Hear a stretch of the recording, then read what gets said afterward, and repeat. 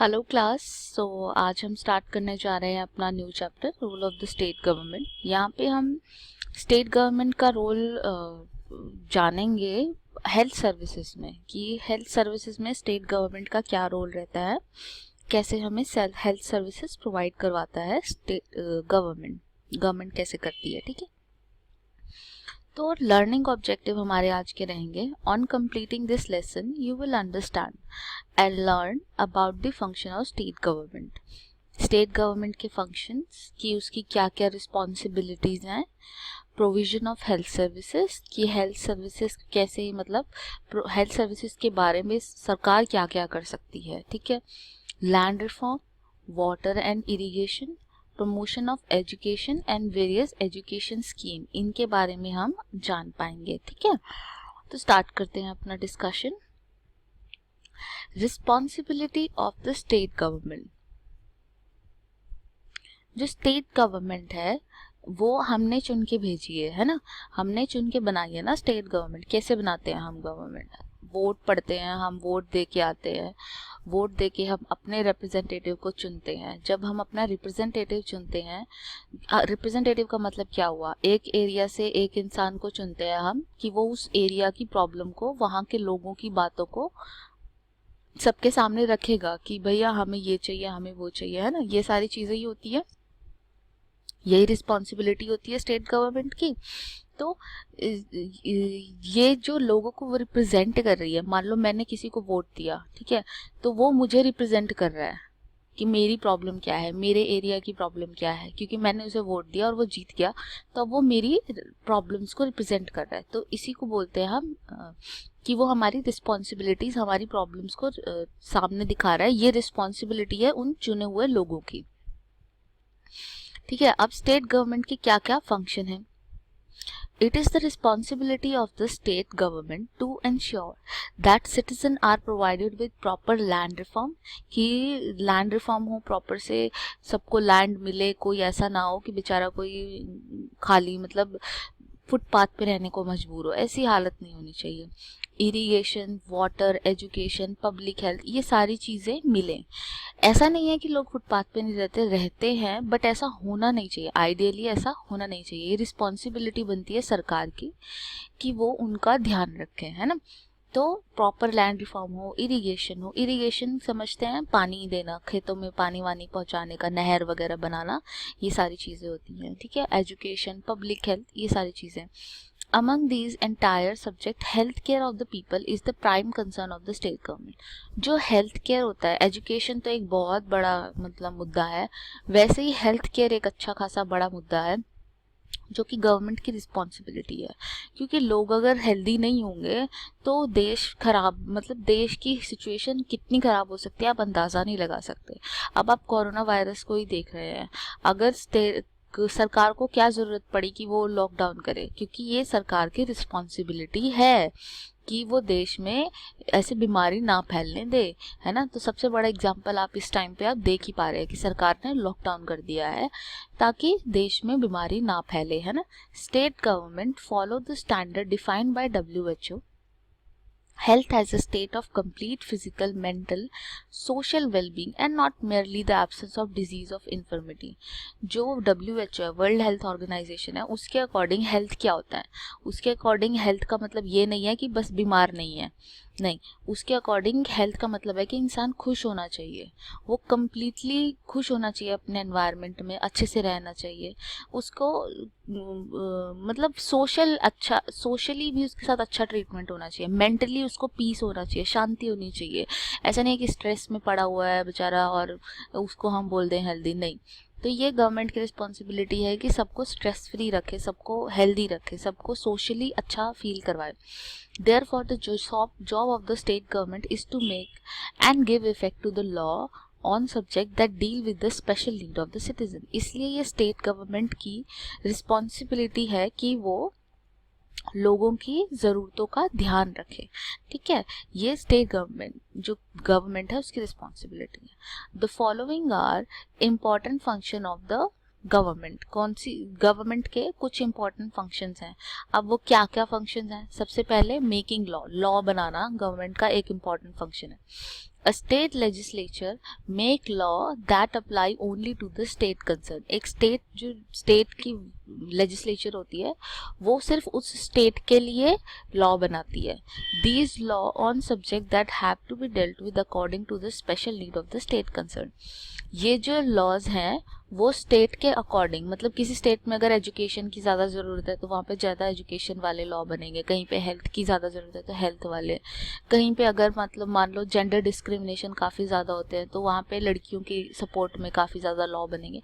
तो मतलब ऐसे स्टेट के अकॉर्डिंग लॉ बनते हैं अलग अलग. स्टेट लिस्ट, जो स्टेट लिस्ट होती है वो एक ऐसी लिस्ट दी हुई है कॉन्स्टिट्यूशन में जो बताती है कि स्टेट क्या क्या कर सकता है.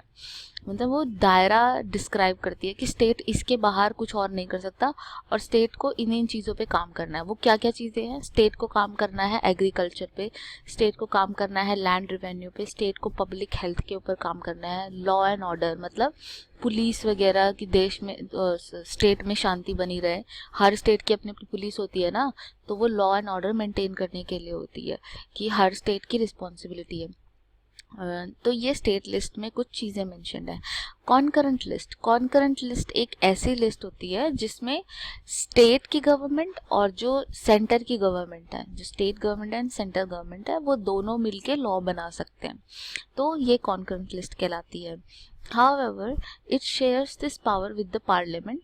Some subject on the concurrent list are marriage, divorce, education, electricity and factories. कुछ जो पावर्स हैं वो पार्लियामेंट के साथ शेयर, मैंने वही बताया सेंटर गवर्नमेंट, सेंटर में कौन होता है? पार्लियामेंट होता है. स्टेट लेजिस्लेचर तो होती नहीं है, पार्लियामेंट होती है. तो ये जो स्टेट लेजिस्लेचर है वो किसके साथ पावर शेयर कर रही है? पार्लियामेंट के साथ, कि पार्लियामेंट के साथ मिलके वो रूल्स बना सकते हैं. अब ये कौन से सब्जेक्ट है जिसपे ये पार्लियामेंट के साथ मिलके रूल बना सकते हैं? वो सब्जेक्ट है मैरिज, डाइवोर्स, ये ऐसे कुछ सब्जेक्ट है. एजुकेशन जो कॉन्करेंट लिस्ट में आते हैं. ठीक है, फिर आगे देखते हैं बिल क्या होता है. A proposal to pass a new law, कोई अगर लॉ हम बनाना चाहते हैं, कोई देश में या स्टेट में कोई लॉ बनाना चाहते हैं तो वो लॉ सबसे पहले बिल की फॉर्म में आता है. जो लॉ बन के आता है उसको हम बिल की फॉर्म में लेके आते हैं, क्या उसको बिल कहते हैं. ठीक है, कि हम पता क्या बोलते हैं कि ये चीज़ हम पास करना चाहते हैं, अगर ये पास हो जाएगी तो वो एक्ट कहलाएगी, तब तो वो एक्ट कहलाएगी. अगर वो पास नहीं होती है तो वो बिल है. मतलब सिंपल डेफिनेशन यही है कि बिल क्या है? बिल एक प्रपोजल है. बिल एक प्रपोजल है कि हम ये चेंजेस चाहते हैं. अगर वो पास हो जाता है तब तो वो एक्ट बन जाएगा, रूल बन जाएगा, है ना. अगर पास नहीं है तो वो तो बिल है, वो प्रपोजल है, एक प्रपोजल है. How a bill become law. Before signing a bill, the governor can return it to the legislature with suggestion. एक जो बिल है वो लॉ कैसे बनता है? जो लेजिस्लेचर होती है वो क्या करती है, बहुत लंबी प्रोसेस है. जो लेजिस्लेचर होती है वो जो बिल होता है उसके ऊपर डिस्कशन करती है, पूरा अच्छा खासा डिस्कशन चलता है. फिर उस डिस्कशन के बाद वो गवर्नर के पास भेजते हैं. फिर जो गवर्नर है वो उसके ऊपर साइन कर सकता है, या वो बोल सकता है कि मैं साइन नहीं करूँगा, या वो ये भी कर सकता है कि वो लिख के भेज दे कि आप ये प्रॉब्लम है इसके अंदर, ये ठीक कर दो तो मैं साइन कर दूँगा. तो ऐसी चीज़ें हैं जो कर सकते हैं. द लेजिस्लेचर मे और may not accept the suggestion, जो कि गवर्नर ने भेजे हैं. लेजिस्लेचर उसको एक्सेप्ट कर भी सकती है और नहीं भी कर सकती है. ठीक है, अगर लेजिस्लेचर दोबारा से सेम बिल पास करके उसके पास भेज देती है, अगर उन्होंने कोई चेंज नहीं किया, सेम पास करके भेज भी दिया, तो भी गवर्नर को वो साइन करना पड़ेगा. ये काफ़ी लंबी प्रोसेस होती है और ये जानने के लिए आप मतलब जो फुल कोर्स है वो देख सकते हैं. ये तो सारी समरी वीडियोस चल रही हैं, राइट. तो फुल कोर्स में आपको सारी चीज़ें मिल जाएंगी. हाँ, लेकिन ये ब्रॉड प्रोसेस है कि कैसे एक बिल बनता है act. The governor may hold back a bill for the president of India to consider. जो बिल गवर्नर है वो बिल को रोक सकता है. वो बोल सकता है कि नहीं, इस पे प्रेसिडेंट ऑफ इंडिया को भी देखना चाहिए कि क्या ये बिल सही है या नहीं है, तो वो रोक के रख सकता है एक बिल को. ठीक है, स्टेट लेजिस्लेचर को पास करना पड़ेगा बिल 6 मंथ में, विद इन 6 मंथ. अगर मान लो कोई चेंजेस, प्रेसिडेंट ने कोई चेंजेस लिख के भेजे हैं कि ये चेंजेस करके दो, तो जो स्टेट लेजिस्लेचर है वो 6 मंथ के अंदर अंदर वो चेंजेस करके उनको भेजेगी. ठीक है। आफ्टर द गवर्नर सिग्नेचर जो बिल है वो लॉ बन जाएगा। ठीक है, ऐसे एक लॉ बनता है। ये काफ़ी लंबी प्रोसेस होती है, ये हम डिटेल्ड कोर्स में जानेंगे, लेकिन ये फिलहाल समरी आप देखिए। Public health services are provided by the government in the form of government hospital and healthcare center in the rural and urban area। जो public health services है वो provide की जाती है गवर्नमेंट के द्वारा। कैसे? गवर्नमेंट हॉस्पिटल, जैसे कि गवर्नमेंट हॉस्पिटल बने रहते हैं ना, जो प्राइमरी हेल्थ सेंटर होते हैं, आंगनवाड़ी लगा लो। दूसरा कौन से सेंटर हो गए, जैसे एम्स हो गया, वो तो इतना बड़ा है। डिस्ट्रिक्ट हेल्थ सेंटर होते हैं। तो काफ़ी चीज़ें होती है जो पब्लिकली प्रोवाइड कराई जाती है बाय गवर्नमेंट। अच्छा, एक ये चीज़ समझ लीजिए, पब्लिक और प्राइवेट हेल्थ सेंटर में क्या डिफरेंस है।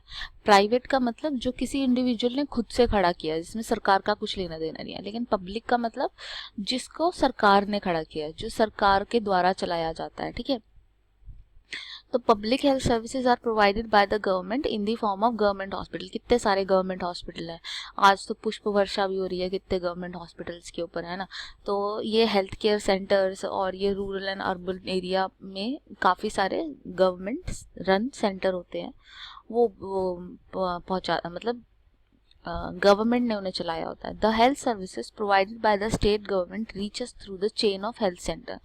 पहले लेवल पे, गांव के लेवल पे होते हैं प्राइमरी हेल्थ सेंटर, ठीक है, जिसको प्राइमरी टायर बोलेंगे। फिर डिस्ट्रिक्ट के लेवल पे होती है सेकेंडरी, डिस्ट्रिक्ट पे जो हॉस्पिटल होते हैं डिस्ट्रिक्ट हॉस्पिटल, ठीक है। फिर होते हैं जो टर्शरी सेंटर पे होते हैं, जो सबसे बहुत बड़े सेंटर्स होते हैं, जैसे एम्स जैसे, तो वो होते हैं। ठीक है, अब देखिए, the state government get financial and technical help from the central government. जो स्टेट गवर्नमेंट होती है वो ये सारी चीज़ें सेंट्रल गवर्नमेंट की हेल्प से करवाती है। ठीक है, प्राइमरी टेयर क्या होता है? Primary tier is design it is designed to have 3 type of healthcare institution normally। the sub center at the village level, एक तो विलेज लेवल पे सेंटर होगा, दूसरा प्राइमरी हेल्थ सेंटर होगा, 3-4 विलेज मिला के एक प्राइमरी हेल्थ सेंटर होगा उनका।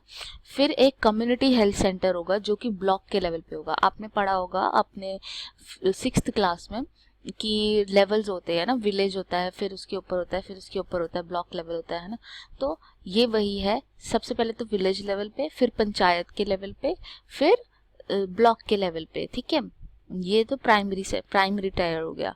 फिर सेकेंडरी टायर में क्या है, जो डिस्ट्रिक्ट हॉस्पिटल है function as the secondary tier. जो डिस्ट्रिक्ट हॉस्पिटल होते हैं वो सेकेंडरी टायर की तरह काम करते हैं for the rural health care as the primary tier for, और अर्बन एरिया के लिए वो प्राइमरी एक्ट करते हैं। ये आपको पूरा डिटेल मिलेगा पूरे कोर्स में। ठीक है, तो डिस्ट्रिक्ट हॉस्पिटल जो होते हैं वो सेकेंडरी टायर है रूरल के लिए, क्योंकि रूरल में तो यही होगा ना, पहले वो अपने गांव में करवाएंगे फिर वो शहर में आएंगे। लेकिन शहर वालों के लिए क्या होगा, शहर वाले तो शहर में ही है, तो उनके लिए वो प्राइमरी हो गया, है ना। कंफ्यूज होने की ज़रूरत नहीं है।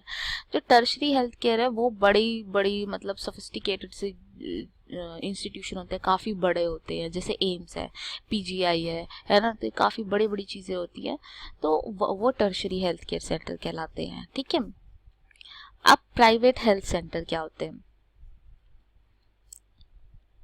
Beside public health services, various private health services are also available। जैसे क्लिनिक्स होते हैं, जैसे आपको कोई बीमारी हो जाती है, आप बीमार पड़ जाते हो, तो आप गवर्नमेंट हॉस्पिटल में थोड़ी भागते हो, आप तो जाते हो जो ये आपके आसपास क्लिनिक्स होते हैं, डॉक्टर्स के पास जाते हैं। ये अच्छी खासी फीस लेते हैं आपसे, 500 रुपए की फीस लेते हैं, राइट। तो ये प्राइवेट हेल्थ सेंटर्स होते हैं। ठीक है, ये प्राइवेटली आपको सर्विसेज प्रोवाइड करें, इसमें गवर्नमेंट का कुछ लेना देना नहीं है। The private health services are not offered, जो प्राइवेट हेल्थ सर्विसेज हैं वो प्राइवेट इंडिविजुअल्स द्वारा दी जाती है। वो प्रॉफिट ओरिएंटेड होती हैं, प्रॉफिट कमाने के लिए दी जाती है। ये सर्विसेज वो आपको देते हैं प्रॉफिट कमाने के लिए। The private health facility include laboratories, जैसे बड़ी बड़ी लेबोरेटरीज, जैसे ये डॉक्टर लाल पैथ लैब है, तो वो लेबोरेटरी सरकार की थोड़ी है, वो तो एक प्राइवेट लेबोरेटरी है जिसमें आप जाके अपने टेस्ट करवा सकते हैं और काफ़ी अच्छे खासे पैसे देने पड़ते हैं वहाँ पे। यहाँ पे आप देख रहे हो 2 पिक्चर्स, एक पब्लिक हेल्थ सेंटर की है, तो जो देखो कैसे दिख रही है, और एक प्राइवेट हेल्थ सेंटर की है जहाँ पे इतने अच्छे से फैसिलिटी, मतलब 3-3 तो नर्सें खड़ी हैं बराबर में, तो ये काफ़ी अच्छा फैसिलिटी दी जा रही है। और उसी हिसाब से फिर वो पैसा भी चार्ज करते हैं, है ना। The private sector despite being costlier provide 75 to 80% of the health services to the state. जो प्राइवेट सेक्टर है वो कॉस्टली है, लेकिन फिर भी आप देखिए इस देश की दुविधा क्या है कि इस देश में गवर्नमेंट हॉस्पिटल ही कम है, तो इसकी वजह से 80% जनता जो है वो प्राइवेट हॉस्पिटल्स में ही जाके अपना इलाज करवाती है। This is because private health services have better infrastructure than public health service. देखो जो क्योंकि प्राइवेट हेल्थ सर्विसेज हर जगह है, प्राइवेट हेल्थ सेक्टर एक गली में 10 क्लिनिक आपको मिल जाएंगे, लेकिन क्या एक गवर्नमेंट का कुछ मिलेगा? नहीं, गवर्नमेंट का तो बस मतलब एक ही बड़ा सा हॉस्पिटल होता है पूरे, मतलब देखो आप हमारे देश में एम्स कितने हैं, है ना। तो इतनी बड़ी जनता के लिए एम्स आई थिंक 12 या 13 4 5 6 पता नहीं कितने हैं, है ना, इतने ही कुछ एम्स हैं।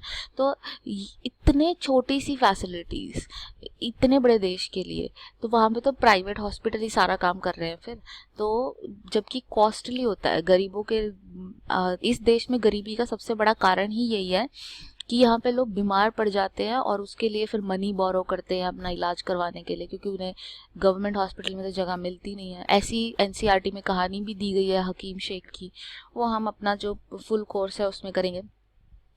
Do you know the government of Kerala has succeeded in improving public health remarkably by providing health services through panchayat. जो हाँ एनसीईआरटी में ये भी दिया गया है कि कैसे दो एग्जाम्पल दिए गए, एक केरला का और एक कोस्टा रिका का। कोस्टा रिका एक कंट्री है सेंट्रल अमेरिका में, जिसने अपनी आर्मी ना बनाकर लोगों के ऊपर पैसा खर्चा किया, लोगों की हेल्थ सर्विसेज बेटर करने के लिए उनके ऊपर खर्चा किया, ठीक है। तो ऐसे एग्जाम्पल है कि कैसे गवर्नमेंट ऑफ केरला ने सक्सेस पाया है, अपनी हेल्थ सर्विसेज सुधारी है, अपनी हेल्थ सर्विसेज सुधारी है। अच्छा, गवर्नमेंट जो स्टेट गवर्नमेंट होती है उसके पास और क्या क्या काम होते हैं करने के लिए? एक होता है लैंड रिफॉर्म। लैंड रिफॉर्म में क्या होता है कि जैसे खराब लैंड है तो उसको वापस से कल्टीवेशन उस पर स्टार्ट करवाना, जो रोड्स वगैरह है वो बनवाने, लोग कहाँ पे सेटल होंगे, कहाँ पे घर बनने चाहिए, पूरी प्लानिंग ये सारी सरकार की होती है। Nearly all the state government in India have the pass law for land reform. The government of Costa Rica, देखो ये कोस्टा रिका का एग्जाम्पल आ गया, ठीक है, इसको रिपीट करने की जरूरत नहीं, तो पढ़ लिया हमने। दूसरा हम पढ़ेंगे irrigation. Depending on the need of the state government has dam, canals, wells etcetera constructed for providing. ये जो डैम्स बनते हैं, कैनाल्स बनती हैं, ये भी तो स्टेट गवर्नमेंट बनाती है, ये कोई प्राइवेट इंसान तो नहीं बनाता। State government enter into formal agreement with each other for sharing the common river, कि जैसे एक रिवर है दिल्ली से भी गुजर रही है और वो रिवर हरियाणा से भी गुजर रही है, तो हरियाणा और दिल्ली आपस में बैठ के कि हम इतना पानी यूज करेंगे और इतना पानी अब दिल्ली के लिए छोड़ेंगे, तो वो सब चीजें डिसाइड करते हैं, ठीक है। फिर आगे और कौन सी चीजें करता है स्टेट गवर्नमेंट? वाटर तो सेम ही है, वही it is the duty of the state government to supply water for the use in home and industry and for the purpose of sanitation. Usually public health engineering department, ये सारी चीज़ें clean water की supply आपके घर में होनी चाहिए, ये सारी चीज़ें ये वाटर सप्लाई वगैरह भी गवर्नमेंट। एजुकेशन भी गवर्नमेंट के हाथ में होती है, ये कंकरेंट लिस्ट में है। और central government has been playing the leading role in the country, जैसे सर्व शिक्षा अभियान है या ऐसी चीज़ें जो गवर्नमेंट क्रिएट कर रही है। जो स्टेट गवर्नमेंट है वो मनी लेती है सेंट्रल गवर्नमेंट से और एजुकेशन को बढ़ावा देती है। The central government try to maintain the uniform standard of education throughout the country. जो सेंट्रल गवर्नमेंट है, जो central board of school education, वो सेम टाइप की एजुकेशन प्रोवाइड करता है पूरी इंडिया में।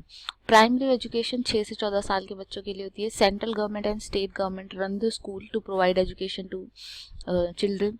सर्व शिक्षा अभियान गर्ल चिल्ड्रन के लिए स्कूल, और ये काफ़ी चीज़ें गवर्नमेंट द्वारा रन की जाती हैं, ठीक है, जिसको हम डिटेल में स्टडी करेंगे। ओके, तो ये आज का आपका वीडियो हुआ पूरा। आज आपने सीखा ये सब, ये है आपकी आज की लर्निंग आउटकम्स कि सरकार क्या करती है, सेंटर क्या करता है। ओके, और डिटेल्स के लिए मुझे कांटेक्ट कीजिए। Thank you so much.